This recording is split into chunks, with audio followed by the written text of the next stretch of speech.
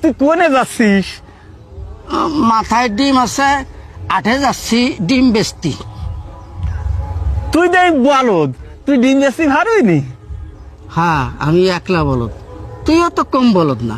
আচ্ছা, কদি আমার মাথায় কি আছে যদি কতি পারিস ওখান তো তোর দুটিয়ে ডিম দেবো।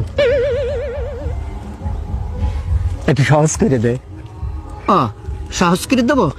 আমার মাথায় যা আছে তার রং সাদা, আর ওই ভিতরের কুসুম হলুদ হতে পারে, আবার দু একটা লাল হতে পারে। আর কব না করলে তুই বুঝিয়ে ফেলাই দিবি নি।